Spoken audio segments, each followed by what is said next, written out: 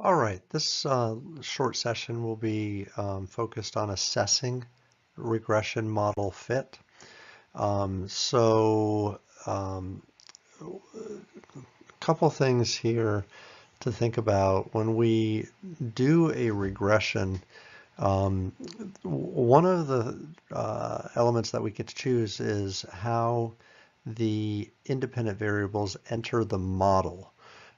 So that's actually something that we want to think about in terms of developing our how to run the actual regression. But then there are a couple other issues too. So for instance, outliers and then other influential data points that skew the data or skew the results in an unexpected way. So so then to begin, let's just mention a couple pieces here. When you're running your regression, if you it's usually the enter method. It's the method of entry in which the variables come into being analyzed. And so there's confirmatory, sequential, and then a combinatorial estimation method. But honestly, confirmatory specification is something that we typically do because we have a reason or expectation that our independent variables will describe our dependent variables. So in SPSS, if you look under regression, it'll be an element that actually says enter on it. So enter will be what gets picked up there. And so another method, though, would be a sequential search, the sequential search stuff, and in particular, a stepwise approach. There's also a forward entry and a backward entry approach as well, but a stepwise approach is actually very interesting if you have a lot of independent variables that you want to sort through quickly. And you don't necessarily have a preconceived notion of which ones will be most influential. Then just for fun, run a stepwise regression. And so if you run a stepwise regression, what the software will do is it will enter your best predictive y variable first, and then it'll run your next best predictive y variable, and then so on and so forth. So what'll actually happen if you put in, say 6 independent variables, it will choose the best variables first until it reaches variables that do not contribute to the model, and it will actually exclude those automatically. So what'll happen is you'll input 6 independent variables, but it might be only 4 of them are significant in predicting your dependent variable. So the software will automatically reject the 2, exclude the 2 that do not add predictive value to the model, and retain the 4 that do. So actually stepwise regressions are, as it says here, an automated approach to model estimation, and it leaves the researcher almost no control over the model specification, which is absolutely true. But they can be fun to run, and they can actually be helpful to confirm a researcher's confirmatory model if they want to run it again. Um, okay, so that might be done. And if you use multiple models, like again, a forward or backward entry method, then you can get other solutions too. But at the end of the day, the betas aren't going to be any different. This is just a means to eliminate your y variables or have them enter the model in some order rather than all at once if that's so chosen. There's no single best method. There's not. You can use a combination of the methods of entry. And honestly, a lot of this happens behind the software. So as a researcher, you may not even see a lot of what's going on, but You can play around with it and try different estimation methods that seem to work for you. We're getting back though to this fit issue of the model. It's super important to think about what significance is and what significance should be. So we are always testing for statistical significance. However, let's just say you have a very, very large sample size.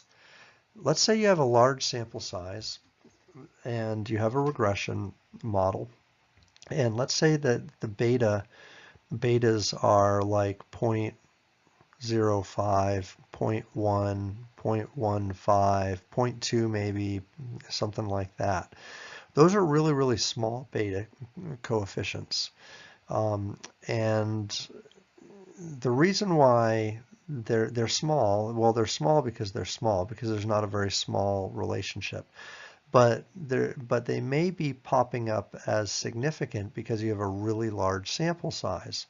Now, there's a couple things to think about here. Number one, you want to ask whether your sample size is driving the significance finding. So in other words, if you've got two variables that you think should be related, and you see that there's a very low beta, but it's a significant model, then it's probably significant only because you have a large sample size. That's a problem. You need to think about whether there's practical significance, even though there may be statistical significance, the two variables may not be practically related.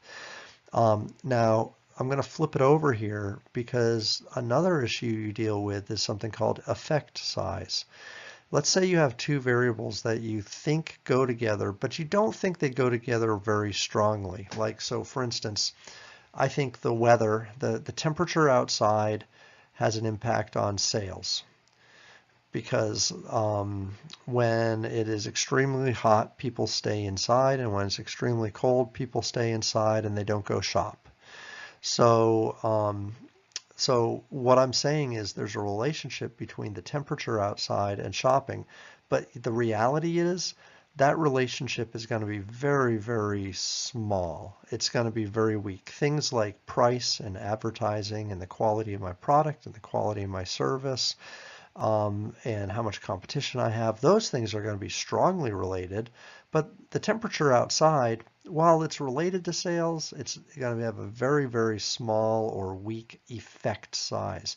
Now, if I anticipate a small effect size, then I may need a high sample number in order to find significance. So let's say, for instance, I barely make significance, or it's not significant, but just barely. Like the significance level is like 0.11, and my cutoff was 0.10.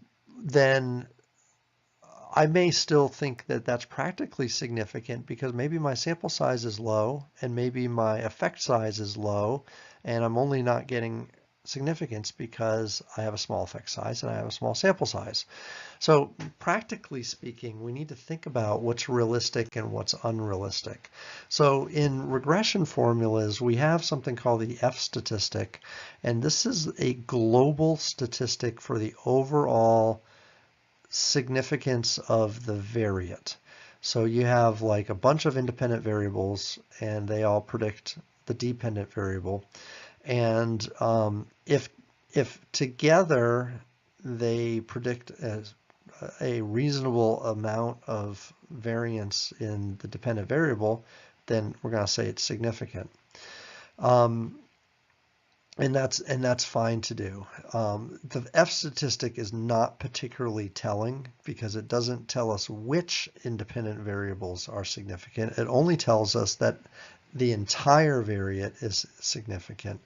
So there may be variables that we need to drop because of multicollinearity or some other reason, but the F statistic doesn't really tell us that.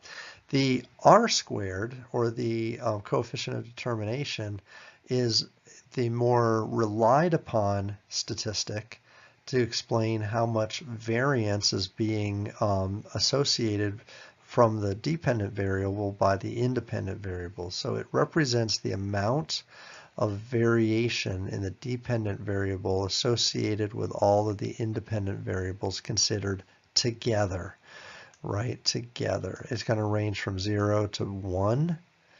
Okay, a large R square indicates the straight line or the linear relationship between the variables is true. Small R squareds aren't great. So even though, as I mentioned, even though we may have statistical significance, we need to also, as a researcher, consider practical significance as well. That's certainly an important consideration or point that we want to make. So always ensure practical significance, especially when using large sample sizes, because the large sample because the sample is large, that could obscure the fact that you are finding significance in very, very small beta coefficients. We do look at something also called the adjusted R. The adjusted R takes into account multicollinearity and is a better explanation or a better fit statistic for the predictive accuracy of the overall variate. Okay, so significance is required for a relationship to be valid, but statistical significance without some theory or some practical support is irrelevant. And so we want to make sure that that's something that we consider. Some other issues that we deal with are things called outliers and then other influential issues like influential observations or leverage points. So outliers are then observations that are uncharacteristic or ones that are unusual for some reason. We may also have issues where there might be a data entry mistake or some bad data that's entered into the process. So these could be influential observations, for instance. And again, we're looking for observations that are uncharacteristics, not necessarily observations. I mean, it's not that these it's that these observations may be untrue or unrealistic for the data that we're collecting. They could be from a sample that shouldn't have been in our sample, a respondent that shouldn't have been in our sample, or some other means. And so we look for deviations in the residuals sometimes for this, or deviations that are way outside what we would normally expect to happen for our data within the observations that we have. Okay, so when we deal with these outliers or other influential data points, we want to make sure that we are, if we're going to delete the data, make sure that we're certain that this is an outlier. Generally speaking, I'm not a big fan of deleting data. One of the reasons why is if there's if the data is bad because there's some type of a collection error or something that is outside of randomness, then it needs to be addressed, right? It needs to be dealt with.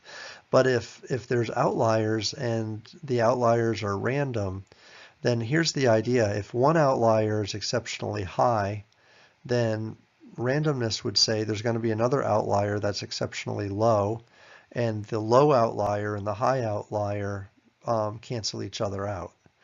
So if you have a large enough sample, and if your outliers are happening, by natural occurrences, let's say, then they're probably not going to be an issue in the whole scheme of things. I mean, one of the ideas here is variables are supposed to vary, and some variables have a very wide range. So that doesn't make the observations at the top of the range any less valid than the observations in the middle of the range. So if it's like within this idea of the sample, if it happens naturally, then it's hard to justify taking data out. However, if there are anomalies in the data that you notice or that you see that truly contest the validity of your data set, then those are, in my mind, reasons to delete data. So use extraordinary caution in terms of dealing with influential observations to confirm that they are one, affecting the overall variate, and that the source of their inconsistency is something other than what we would naturally find within the sample. Okay, so this is just a little touch discussion. It's on this notion of dealing with the fit of the model and some of the entry methods in which you can run a regression formula, and then also some ideas just to ponder and think about when you're dealing with influential observations. Thanks for listening.